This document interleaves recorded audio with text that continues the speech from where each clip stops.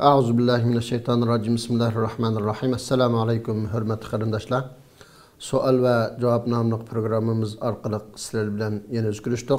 Programımızın aziz mühmini Şarkı Türkistan Ulemalar Birliği Reis Vekili Ustaz Mahmud Can Damollam. Ben riyasetçi Abdülahad Ucat. Hürmetli Damollam programımızga hürmetli vaxtlarını çıkarğanlar için köp rahmet. Allah razı olsun. Allah razı olsun. Hürmetli televizyon programı qarindaşlar, bugünkü programımızda tarixten buyu zulümga uçurulgan Müslümanların ki zihnide davamlıq sorulavatkan, aklından ketmeydigan bir sual. O bolsumu Allah Teala zalimlerini nime üçün halak kılmaydı degen şu sual hakkında şu temada toxtalып ötümüz. Kızgın görüşünlerini ümit kılıma. Hürmetli Damollam, bu bugünkü programımızın yukarıda degen sualdan başlasak, Allah Teala zalimlerini nime üçün halak kılmaydı? Bununki hikmeti sebebi nime? Vakti kısaca şahit. Euzu billahi mineşşeytanirracim. Bismillahirrahmanirrahim. Elhamdülillah ve salatu vesselamu ala Resulillah. Thumma amma ba'd. Esselamu aleyküm ve rahmetullahi ve berekatuh. Yukarıdaki sual nayet muhim. Nurgun qarindaşlarımızdaki iddisiga kallası kildigan, her davam bu haqda suraydigan. Nurgulları bu sualni mümkün teşhir çıkarıştan haya qiladigan, lekin iddisida o'ylangan vaqtda Allah subhanahu wa taala nima uchun bizga yordam bermaydigando, nima uchun bizga shundaq ig'ir zulm qilayotgan bu zalimni yo'qotmaydigando, biz nima qilgan bo'g'iytoq, nima xatoliklarni o'tkazgan bo'g'iytoq, nima uchun Allah subhanahu wa taala bizni shu zolimlarning qo'liga tashlab qo'ya degan mush savollar nurg'un kishilarning qalbida, ko'nglida bu ba. Hatta bir qism dindan yiroqlashgan yoki islom dinidan chiqqan kishilar yoki dinni tushunmaydigan kishilar musulmonlarni tashlash orqali kishilarningki iymonida shak tashlaydigan, Allah subhanahu va taolaning adolati, Allah subhanahu va taolaning qudrati haqida kishilarni shak tashlaydigan so'zlarni yoki yozmalarni yozgan ahvollarmi bor. Demak, bu har qanday bir inson bo'lish sifati bilan kallasiga kelishi mumkin bo'lgan, iddisida aylanib yurishi mumkin bo'lgan bir savol. Ya'ni u bo'lsa-mu Allah subhanahu va taala zolimlarni nima uchun halok qilmaydi? Mazlumlarni nima uchun zulmdan darhol qutqazmaydi degan savol. Biz bu savolga javob berishdan burun bu Allah subhanahu va taolaning koinotini yaratishdagi hikmati sirga qarashimiz lozim. Allah subhanahu va taala koinotni, insonni hatta yaratishdan burun malaikalarga degan vaqtda inni ja'ilun fil ardi khalifa, men bu zaminda izbasar bo'ladigan bir maxluqni yarataman degan vaqtda Allah subhanahu va taala malaikalar nima degan desa, ey Allah, ey Farvoydigarimiz, qalu ataj'alu fiha man yufsidu fiha wa yasfiku ad-dima wa nahnu nusabbihu bihamdika wa nuqaddisu lak. Qala inni a'lamu ma la ta'lamun.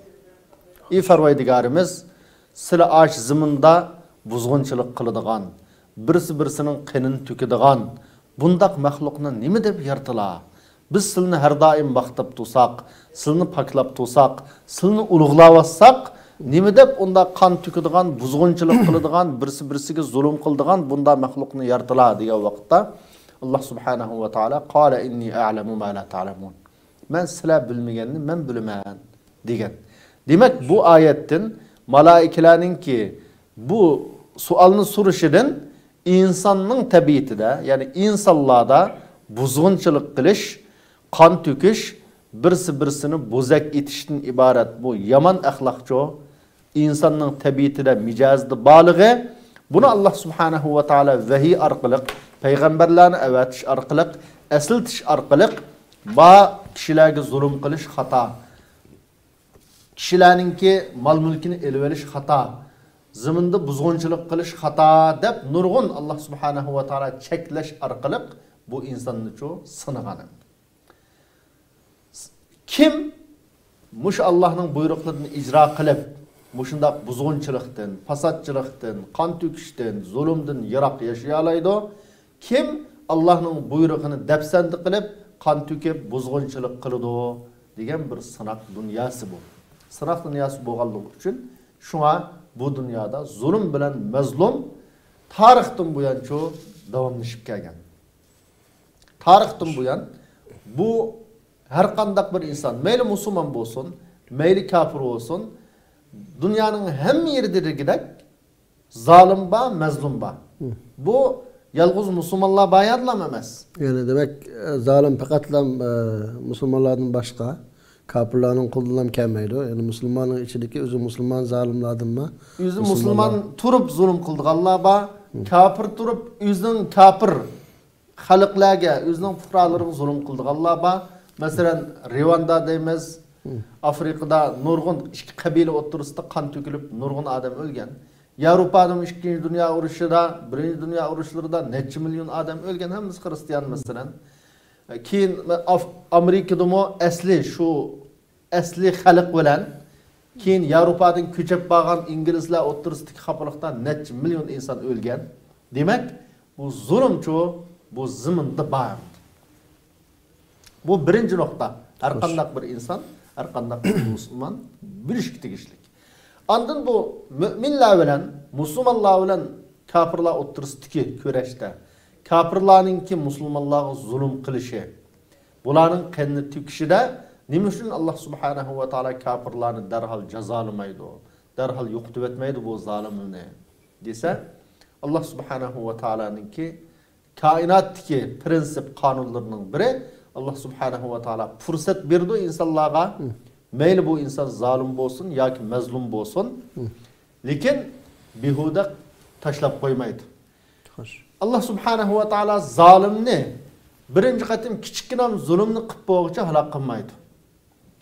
Mazlumni Farvoydigarim mening beshimdagi zulmni ko'tarib etgan deb qo'yganga, o'zi tirishchanlik qilmasa, bedel to'lamasa, uning beshidagi zulmni darhol ko'tarib etmaydi. Allah subhanahu wa ta'ala Kur'an-ı Kerim'de وَلَوْ يُؤَاخِذُ اللّٰهُ النَّاسَ بِظُلْمِهِمْ مَا تَرَكَ عَلَيْهَا مِنْ دَابَّةٍ وَلَكِنْ يُؤَخِّرُهُمْ إِلَى أَجَلٍ مُسَمَّى. Allah subhanahu wa ta'ala eğer insanlarını şunda bir qıtım zulm qilib bo'g'icha, yani qilgan zulmga asosan darhol jazolagan bo'lsa, darhol ularni halok qilgan bo'lsa, bu zaminda yashaydigan hech qanday maxluqni qo'ymaydi. Lekin Allah subhanahu wa taala o'zining irodasi, qudrati bilan bu zolimlarni halok qilishni ma'lum mezgilcha kechiktirdi dedi. Demak, kechiktirish nima uchun bo'ldi desa, Allah subhanahu wa taala xususan Musa alayhissalomdan keyin, Musa alayhissalomning ilgirki payg'ambarlarning qavmida Allah subhanahu wa taala ma'lum bir payg'ambarning ummatini payg'ambarga ishonmagan vaqtda, payg'ambarni yolg'onga chiqargan vaqtda umumyuzlik halok qilib o'tgan ahvollar bor. Nuh alayhissalomning qavmini shunda halok qilgan, Lut alayhissalomninkini shunda halok qilgan, Salih alayhissalomninkini shunda halok qilgan, nurg'un payg'ambarlarning ummatini tip-yiltizdan quritib o'tgan.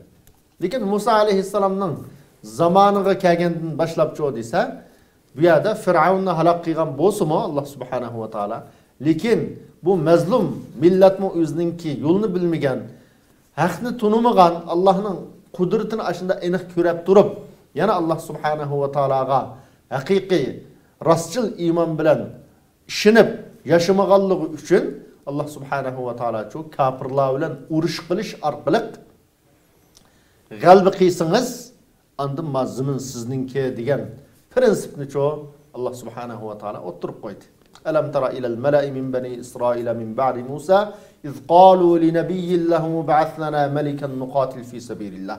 Yani urush qilish odatda biz undan ilgirki payg'ambarlarning hayotiga qaraydigan bo'lsak, mayli Nuh alayhissalomning, mayli Ibrohim alayhissalomninki, mayli Salih alayhissalomning hayotiga qaraydigan bo'lsak, o'zining qavmi bilan urush qilgan manda bir ahvolni ko'rmaymiz. ular da'vat qilgan, hujjat bayon qilgan, ishonsa ishongan, ishonmasa yolg'onga chiqargan payg'ambarni, yolg'onga chiqargan vaqtda Alloh subhanahu va taolo shu halok qilgan.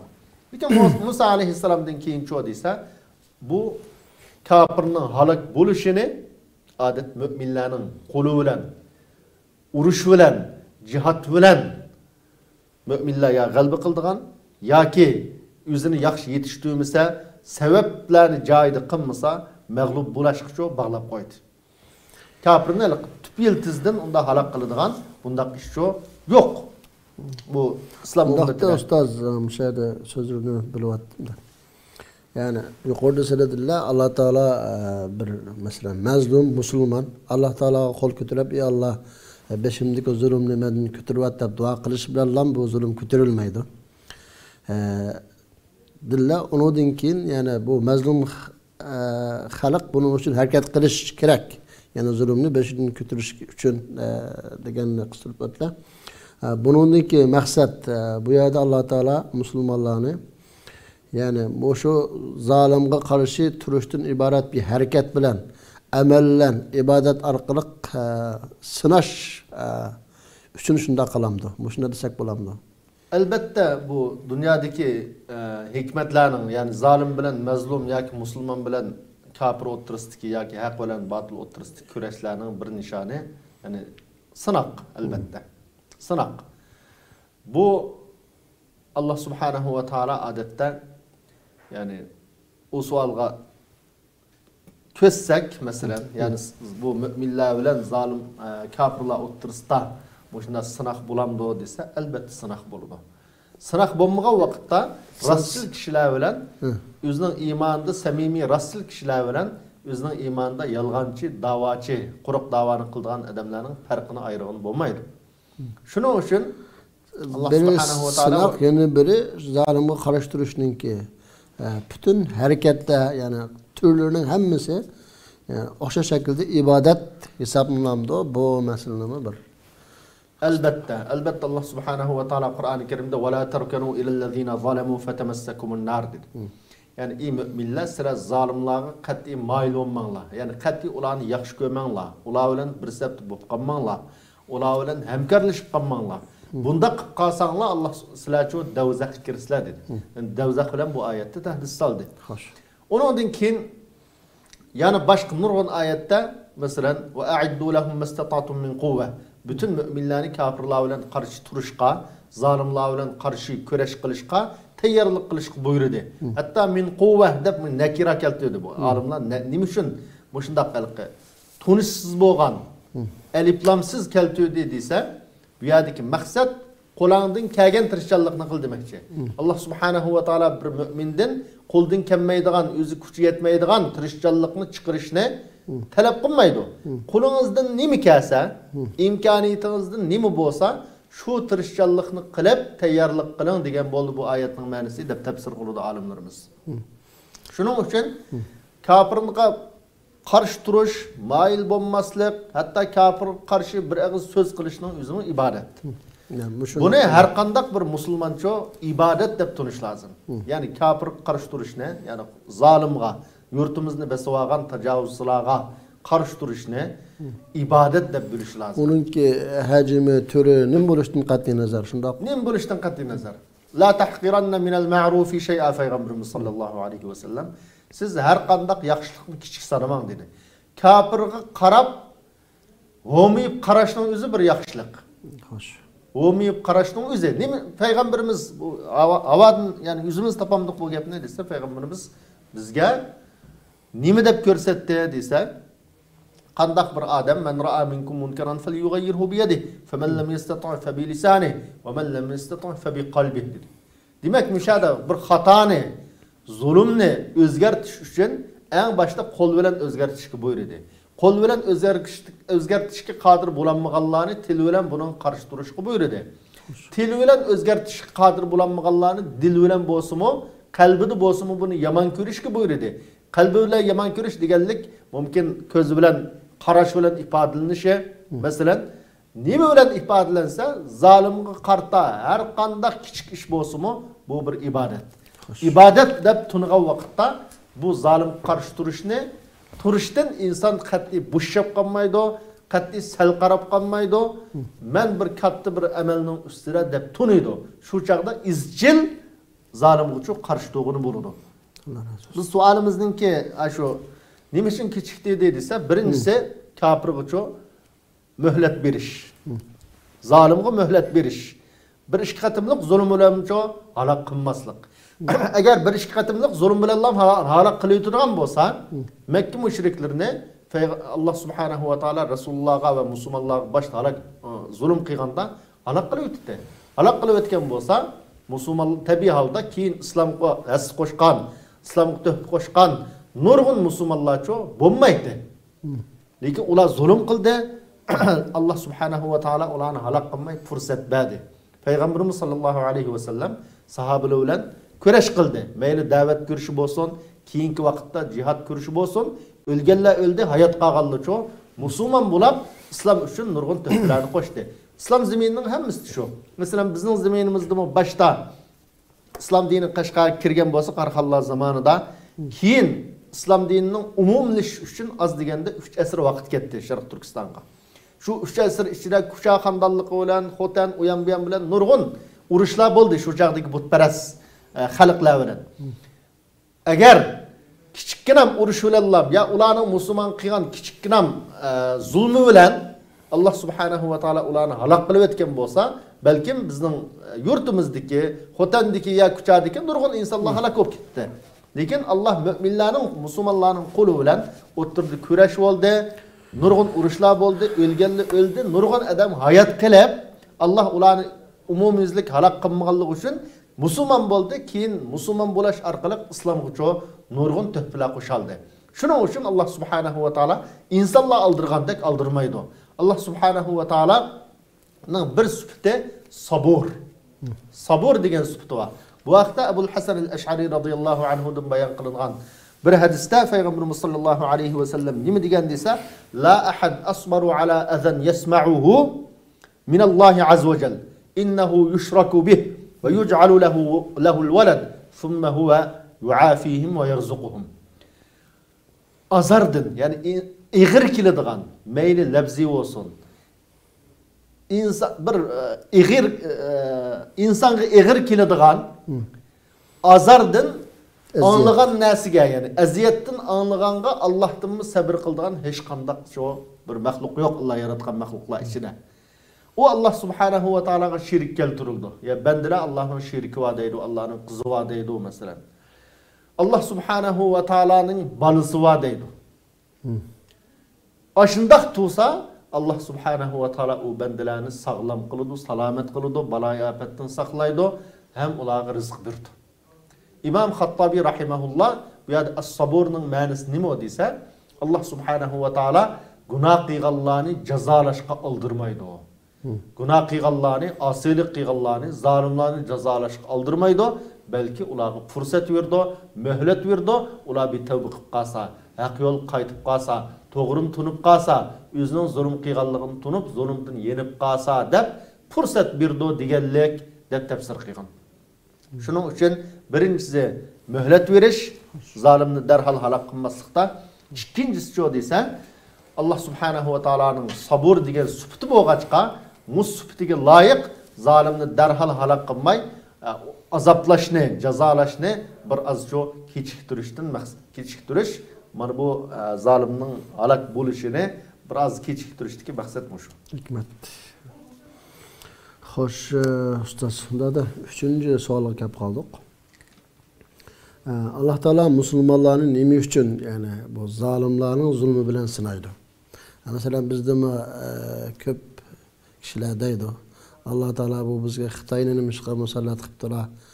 Bu Xitoyni o'rniga boshqa bir nimaga qo'llagan bo'lsak yoki bu deydigan so'zlarni bormi? Shuningdek, Alloh taolo musulmonlarni nima uchun zolimlar bilan, zulmi bilan sinaydi? Buningki hikmati yoki nimasi nima? Bunun en birincisi bu musulmonlarni zolimlar bilan sinashdiki en birinchi hikmat nima desa, bu dunyoning haqiqatini musulmonga tunutish. Yani bu dunyoning haqiqatini Allah subhanahu va taolo Qur'oni Karimda Ellezî halakal mevte vel hayâte liyebluvekum eyyukum ahsanu amela dedi. O Allah bolsa ülem degen mu Allah yaratkan bir mahluk, hayatlık degen mi Allah yaratkan bir mahluk. Yani hayatlık bilen ülümni yarattı Allah, muş bendelerinin hemmisi beşerin ötküzüşke zörür boğan hayatlık bilen ülümni yarattı. Ulanın qaysı yaxşı amel qıldı, qaysı joyda iş qılanmaydı, muşunu sınaş üçün dedi. Yana bir ayette ve kezalike fetenna ba'dahum li ba'd atasbirun. Biz o insanlarni birisi bilan sınadık, ular bununla chidamdı yoki chidamamdı deb mushu haqiqatni bilish uchun biz shu ularni birisi bilan sınadık dedi. Mushundaq sınaq bo'lmagan vaqtda sınaq bo'lmasa, masalan, mümin bo'lganlar, Allohga ishonganlar ömür bo'yi ular ag'rib qolmasa, hakimiyatni mustahkam tursa, dunyoda mol-mulk joyida bo'lsa, xafalık musibatga uchramasa, dunyoda kafir qolarmi? Menimcha chiqolmaydi. Ya'ni müminlar har qanday urush kirsa g'alaba qiladigan, har qanday vaqt kuchlik, davlatlari shunda mustahkam, dunyoni so'raydigan, har qanday xafalıkdan, g'amdan xoli bo'lsa musulmonlar, menimcha dunyoda kafir qolmaydi. Hammadan musulmon bo'ladi. Nima uchun desa, inson degan har qanday rohat farog'at bo'lsa, yaxshi turmush bo'lsa, shunda yani şu suydu. Hazır bütün hatta musulmonlar, bütün dünyadaki insanlar Amerika'ya ketsek, Avrupa'ya ketsek deydi. Nima uchun? Rahat farog'at var. Yaxshi yashash bor, erkin yashash bor degan mush umid bilan aşağı ketadi. Eğer musulmonlar mesela İslam dünyası aşında tarixdan bu yan mesela aş burun egelligen yerleri egelligen boyunca kündün gün güllenip kündün günge terakki qilib hech qanday xafalıktan, musibatdan, xarlıktan, bechorlikdan yiroq her davam üstünlükte bo'lgan bo'lsa, bu dünyani yaratishdagi hikmat sir oshkor bo'lmagan bo'ladi. Bu dunyoning hech qanday bir qiymati qolmagan bo'ladi. Shuni Allah subhanahu va taolo Qur'oni Karimda nima deydi o desa, mushaqda ve kezalike fetenna Alif Lam Mim gulibetir Alif Lam Mim ahasiben nasu en yutraku en yekulu amanna ve hum la yuftanun. Ve laqad fetennellezine min qablihim fela ya'lemennallahu allezine sadaku ve la ya'lemennel kazibin. Aş insanlar yani müminler ular biz ağızda vay iman ettik, biz musulmon bo'ldik, haq dinga ergashdik deb mushundaq deb qo'yash bilan biz hech qanday sinoqqa duch kelmaymiz. Xafalıkqa duch kelmaymiz, musibatga duch kelmaymiz, xotirjam yashaymiz, bayoshat yashaymiz deb mushundaq o'ylamdi. Yani bundaq o'ylamasın demakchi. Bundaq o'ylamasın. Biz bularning ilgirkilarni, yani Resulullah'a ergeçken müminlerden ilgirki İsa Aleyhisselam'ın ergeçkiçilerini bolsun, Musa Aleyhisselam'ın ergeçkiçileri bolsun ve onun ilgirki peygamberlerin ergeçkiçileri bolsun, hemmisini şu sınıdık. Hemmisini sınıdık. Kaysı rastçıl yüzünün imanı da, kaysı yalgancı, muşunu bölüş üçün şu, hemmisini sınıdık. Kuddi ulanı sınıgandak, selanım şu, muşundak sınayımız dedi. Yana bir ayette hatta Ali İmran'da "Ma kana Allahu liyazara'l mu'minina ala ma antum alayh hatta yemiza'l habisa min't tayyib." Yani hakiki yaramlık insan bilen ahlat insanını ayırış üçün, yani müminlerin içindeki yaramlık kişiler bilen yaramaydıgan, işki yaramaydıganlarını ayırış üçün Allah Subhanahu ve Teala müminler yaşavatkan rahat paragat yaki nimet bunun da çoğu her daim müminlerini koyup koymaydı o. Dep muşnak dedi. Demek, onda boğandın ki bu kafirlar bilen boğan sınak müminlerinki öz işengen haktı mustahkem turamdı ya ki tumamdı. Özünün imanında cenikesi mi, melikesi mi kurbanlık verip turalamdı ya ki turamamdı.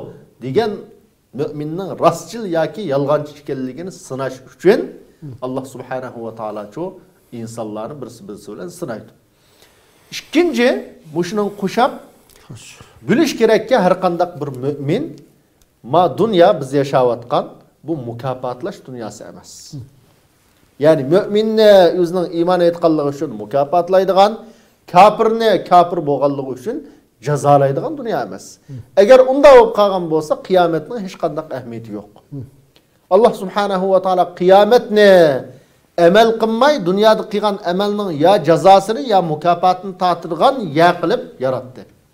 Ma dunyoni cho desa, amal qildigan, lekin qilgan amalning natijasini bir qismini mumkin dunyoda ko'rash, lekin asosli ko'p qismini cho oxiratda ko'rashga Allah subhanahu wa taala taqdir qildi. Unda bo'lgandan keyin zolimni halok qilish masalasi, zolim qattiq chekidini oshgan vaqtda, zolim haddidan oshgan vaqtda, zolim mendan kuchliq hech qanday bir kuch, hech qanday bir hokimiyat yo'q degan vaqtda Allah subhanahu wa taala ma'lum vaqtda o'zi orlishib zolimlarni halok qiladi. Bu tarixdagi bir haqiqat. Yani tarixdagi haqiqat.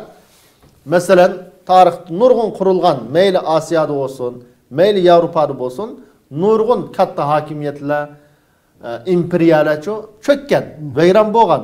Ularning ba'zi musulmon, ba'zi musulmon emas. Musulmon bo'lmaganlarmi vayron bo'lgan, musulmon bo'lganlarmi vayron bo'lgan. Bu dunyo yuqorida o'tirib qo'yilgandek sinoq dunyosi. Sinoq dunyosida biz mu'minlar nimaga buyurildik desa, o'zimiz ishongan dinda mustahkam turishga. Va shundaqla bu dinni ustun qilish, shu dinni ustun qilish orqali shu dinga ishongan mu'minlar undan ustunlikka erishadi. Bu yerda mu'min bilan dinni ayirib qarash qat'iy bo'lmaydi. Ba'zi odamlar masalan shuni tushunmay qilib, voy biz faqat islomning ustunligi uchun kurash qilamiz. Boshqa narsa kerak emas bizga. Bu xato gap ma'lum.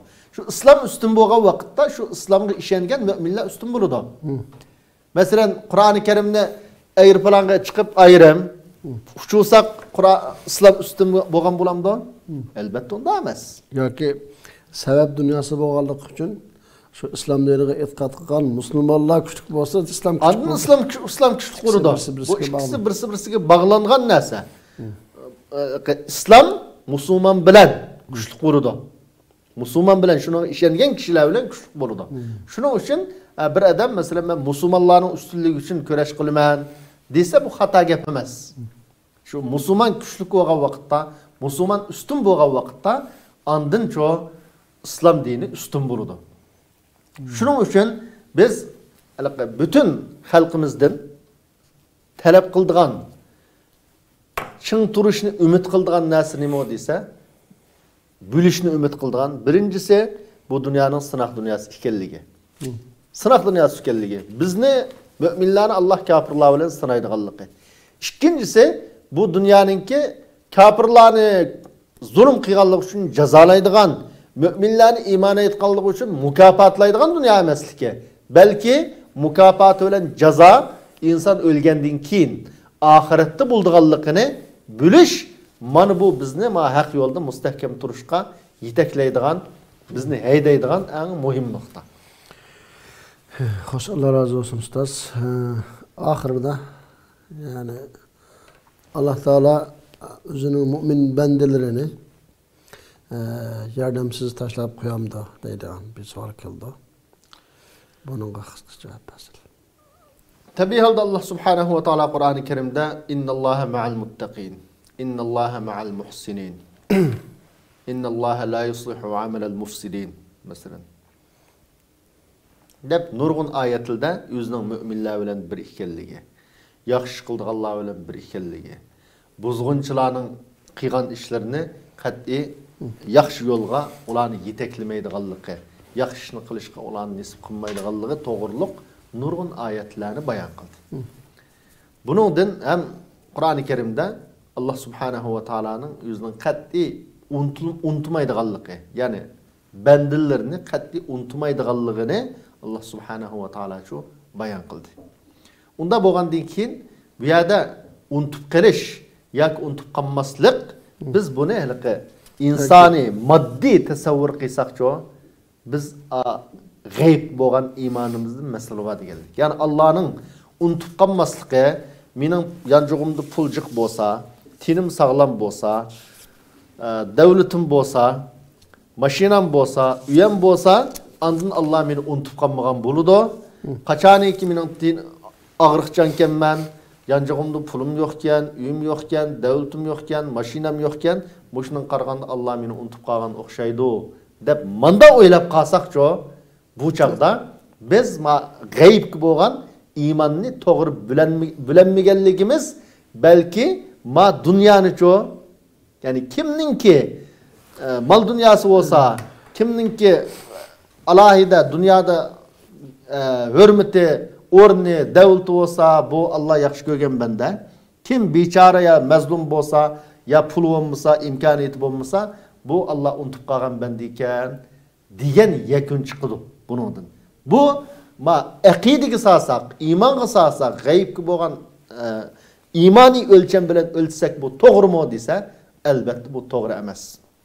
Birinchi o'lab hadis sharifda Allah subhanahu va taolo payg'ambarimizning tili orqali bizga nimani yetkazdi desa, agar mush dunyo, bütün dünya Allah'ның dargahida bir paşının qantig'i to'g'ri kelgan bo'lsa, bu kafirni bir yutum suv bilan Allah sug'amaydi dedi. Demek bunundan bu dünya Allah'ның ölçümü, imani ölçem bilen ne kadar erzimes bir narsa ekanligining dalili. Yani bir hadiste Peygamberimiz sallallahu aleyhi ve sellem innema mesali ve mesali dünya kemesali rakibin istazalla tahta şecera thumma rah. Yani men ve dünyanınki o'qishi nimaga o'xshaymiz desa, o'zining etiga minib ya tugisiga minib, jangalda ketib o'tib, bir daraxtning ostida azrab, aram olib, saydab, uningdan keyin ketib qolgan odamga o'xshaymiz dedi. Demak, dunyoni payg'ambarimiz nimaga o'xshatdi desa, jangalda ketayotgan bir odamning daraxtning soyasida azroq saydig'ini o'xshatdi. Bu ne kadar inson har doim yashamaydigan, ne kadar kısa bir hayat ekanligini mush so'zi bilan shu Peygamberimiz sallallohu alayhi ve sellem tasvirladi, bizga tushundirdi. Mushularning hammasidan biz nimani bilishimiz kerak desa, birinchi bo'lib mushundaq zulm turib, mushundaq xafliq turib, bizning ajdodlarimizning islomni mustahkam tutib, iymonni bizga yetkazganligi, islomni bizga yetkazganligining o'zi Allah'ның o'zining bandalarini unutib qolmaydiganligining dalili. Yusabbitullahu allazina amanu bil qawli thabiti fil hayati dunya ve fil ahireh. Yani Allah iman etqanlarni mush la ilahe illallah degan iman so'zi bilan dunyoda mustahkam qiladi ve shundaqla oxiratda mustahkam qiladi dedi. Bizning shundaq zulm turib vatanimizda mush dinni tashlaysan deb shundaq besim turib, maktablarda shundaq ilhad, yani Allah'a şirk keltirish, Allah yok deb mushundaq ta'lim, mushundaq o'qitish uslubi turib, bizning xalqimizning iymon bilan, islom bilan qolganligining o'zi Allah'ның unutmaganligining birinchi dalili. İkincisi, mush iymon ustida hayotdan ayrilishining o'zi mustahkam turib, bu müminga nisbatan cho ajoyib zo'r g'alba bu. Ajoyib zo'r g'alba. Allah'ның qat'iy unutib qolmaganligining dalili. Masalan, Qur'oni Karimda Allah subhanahu va taolo Ashabul Uhdud da bir yoshlarning qissasini bayon qildi. Bir mümin bo'lgan xalqning voqealigini bayon qildi. Bular faqat iymon etganligi uchun o'tiq tashlab ko'ydirilgan. Urush qilgan emas, kafir bilan bo'lmasa. Iymondan yansan, yo'q yanmaymiz. Dedi, muşularni o'tiq tashlab ko'ydiydi. Bular iymondan yanmadi. Mushini Allah nima deb sifatladi desa, zalikal fawzul azim deb sifatladi. Bu eng büyük g'alba deb sifatladi. Nima uchun? Ular iymon ustida mustahkam turib, o'lib ketganligi uchun. Yana bir oyatda Allah subhanahu va taolo Sura Ali Imronda "Faman zuhziha 'anil nari va udkhilal jannata faqad faz va mal hayatud dunya illa mata'ul ghurur." Qandaq bir banda dozaqdan jiroq qilinib, jannatga kirgizilsa, faqad faz. Mana bu g'alba qilgan odam. Bu natijaga erishgan odam deb tasvirladi. Biz mush haqiqatni tungan vaqtda, ya'ni haqda mustahkam turish, zolimga qarshi turishda mustahkam turish, mush yo'lda qurbon berish, Canımız kessin, melim kessin dep muşundaq turalaşның üze Allah'ның bizni unutup qalmağanlığının, Allah'ның biz bilen birgi boğanlığının delili dep düşünüşümüz lazım. Eğer undaq düşünmegen vaqtda, yani fakat dünyada qalbi qıysak, devletimizin derhal quralısak, şu çağda biz qalbi qıygan, Allah unutmagan bende, bo'lmasa Allah unutup qalgan bende bo'lib qalamaz dep tasavvur qıysak, Kur'an-ı Kerim qarsak, nurgun peygamberler öldürüldü. Peygamberlerin kavmi öldürdü.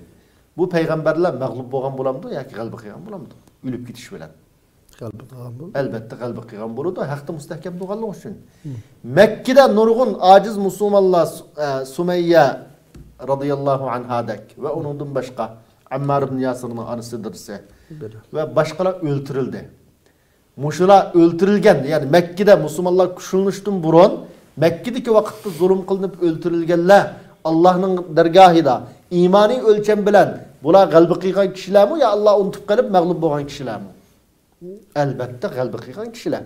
Bizning yurtumuzda mesela Sabit Damanlam rahimahullah bolsun. Abdülkerim Abdüveli ustazımız bolsun. Zeydin Yusuflar bolsun. Aş zalimlik boğan karşı küreş meydanında, cihat meydanları tarixten buyan, meyli uzun yıl turmuladı yetiş arkalık şehit olup ketken. Ya ki zalimnin bivasıt kolu bilen şehit olup ketken kişiler, qalbi qıygan kişiler mi? Ya ki devletin kuranmağından keyin mağlup boğan kişiler mi? Biz bunu maddi ölçem bilen ölçsek, devlet kuruşunun üzeri, zalimni qoğlu yutuşunun üzeri qalbe, ondan başkası mağlubiyet dep maddi ölçem bilen ölçsek, bu mağlubiyet. Lekin mümin çoğu yukarıda degandek bu dünya hiç nasiki tenkenmeydi. Müminin ölçemi neyim bulaş lazım dese imani ölçem bulaş lazım.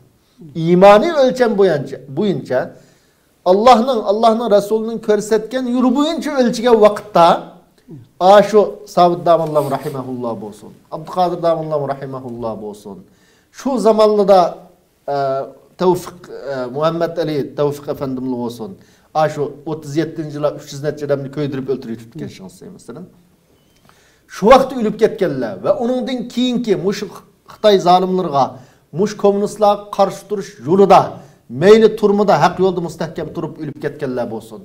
Meyli ula etip öldürüp etkenler bolsun. Hemmisi imani ölçem bilen acayip yukarı derecede qalbi qıygan kişiler.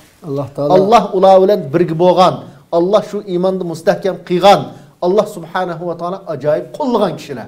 Eğer Allah birgi bolmagan bolsa, Allah subhanahu ve taala ularni qollamagan bolsa, ular hidayet tevfikini ata qılmagan bolsa, aşındaq müstahkem turalamdı, şundaq tayak bilen, şundaq zarbe bilen dese elbette turanmaydı. Çünkü nurgun insanlar var şu vaqt turmuğa kirmey turup, hatta komünistinin gipini anlap, komünist keptu dese, şunun bilen lam hem inasını unutup, komünistke muhabbet bağlap, komünizmni çoğu çavak çalıp karşılayan nurgun adam var mı yok mu? Elbette var. Şular mı kandıqada Müslüman şular mı? Şular mı Uygur de. Lekin bu insanlar çoğu dese, iman, bula mümkün ula hukuk tutkan buluşu, parti azası olan buluşu, kadro olan buluşu, ticaretçi olan buluşu, jıq pul tapkan buluşu mümkün. Maddi ölçem bilen ölçüge vakitta ula dünyada bayaşat hatırcam yaşagan buluşu mümkün. Lekin bu imani ölçemge doğru kelemdi dese elbette doğru kelmeydi. Komünizmnin çapını kütəgən, şunun hizmetini qıyğan, komünistqa əza olğan, komünist hizmet qılman deb özünün musulman xalqı zulüm qıyğan, hər qandaq hüquqlar bolsun, bay bolsun, alim mollası bolsun, şular bilen hemkarlaşqan. Hemmisi şu imani ölçem bilen acayip ziyan tatqan, Allah'ın qəzəbiga uçurğan, Allah subhanahu wa taala qat'i qollamagan, Allah yardım bermegen kişiler. Mana bu haqiqatni şu tunuş her bir Müslümannınki burcu mesuliyeti. Peygamberimiz sallallahu aleyhi ve sellem müşahadesini esıltış bilen gepini ayaqlaştıray. Bir güne sahabeler bilen olturdu. Oltağa vakitta bir adam öttü. Müslümanlığın yanından, Peygamberimizin yanından. Ütep kitipti Peygamberimiz sahabelden sordu. Ma adamga qanday qaraysizlar? Fikringiz nima ma adamga? Debdi.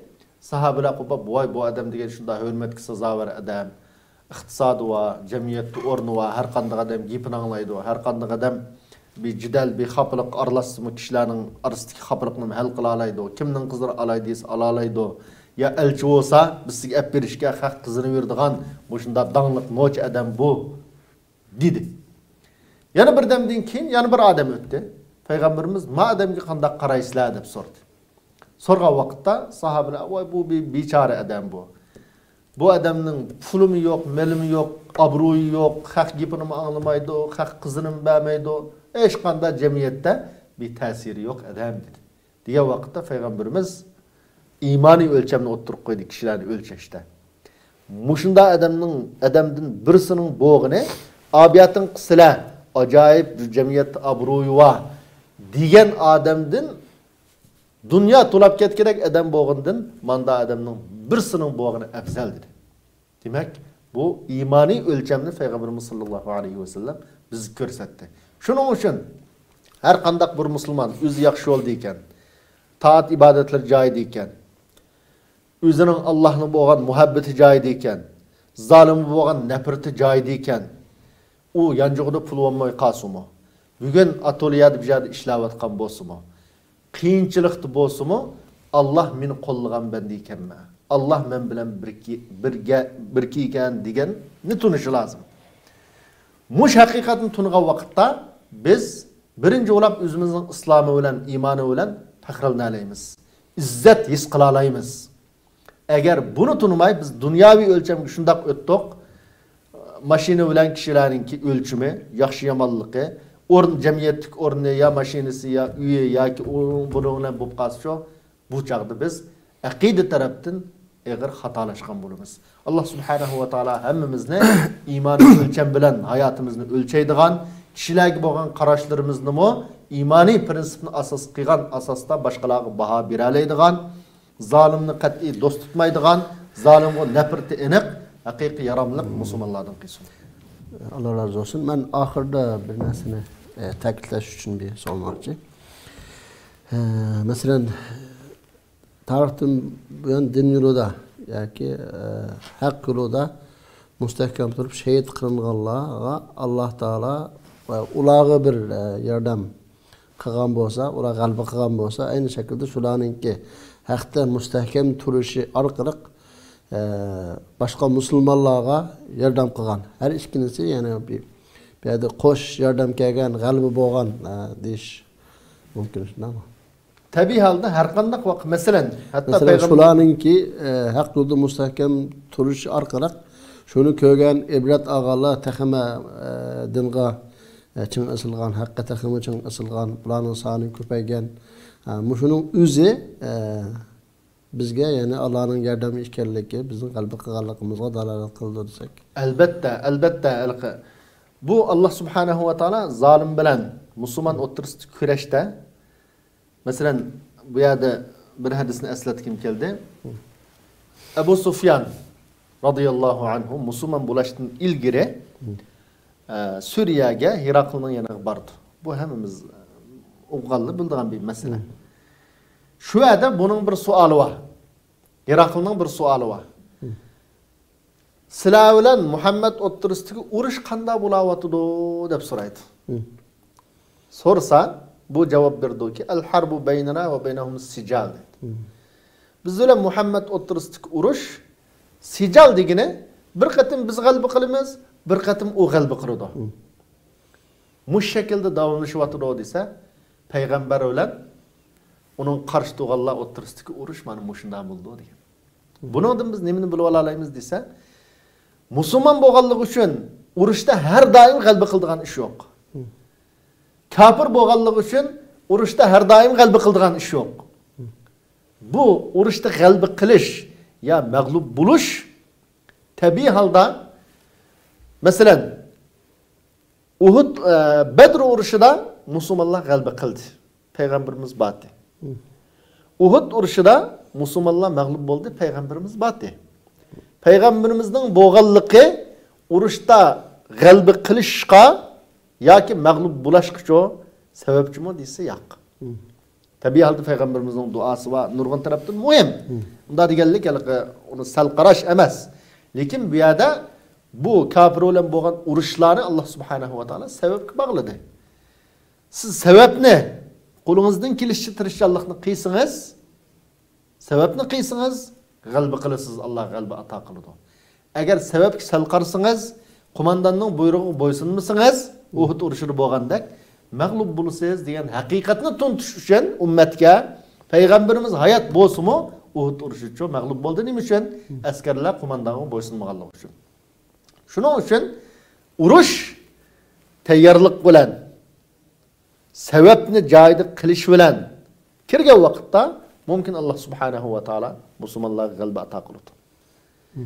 Sabablarga sal qarab, masalan, voy biz degan iymonimiz bor-ku, u kafirlar bizga qaraganda chuqum Allohga yiroq, ular Allohga osi deb sababga joyida, sababni joyida qilmay, tayyorlikni joyida qilmay kirishi mumkin mag'lub bo'ldi. Shuning uchun haq bilan botil o'rtasida kurash mutlaq har doim kafir ustunlikda bo'lganmi emas tarixdan buyon, mutlaq har doim mu'minlar ustunlikda bo'lganmi emas. Bundaq bo'lsa, ma dunyodagi Alloh subhanahu va taolo liyabluwakum ayyukum ahsanu amala degan bu hikmat, bu sir amaliylashmaydi, bandalar buni his qilolmaydi, ko'rolmaydi. Shunga har doim bu yengilib turdi. Mag'lubiyat, g'alba musulmonlarga mo yengilib turdi. Bir rayonda mag'lub bo'lsa, yana bir rayonda g'alba qilishi mumkin. Masalan, kafirlarga ham shu. Kafirlar ma'lum bir rayonda g'alba qilsa, yana bir yerda mag'lub bo'ldi. Bu dunyodagi kurash bu shundoq davom etadi. Rahmat, Alloh razı olsun. Boshqa gap yo'q. Yo'q. Hurmatli qarindoshlar, bugungi savol va javob nomli programmamiz bu yerda oxirlashdi. Inshaalloh boshqa programlarda ko'rishmak umidi bilan hammanglarni Janob Alloh taologa topshirdik. Xayr, xo'sh, amon bo'linglar. Assalomu alaykum va rahmatullohi va barakatuh.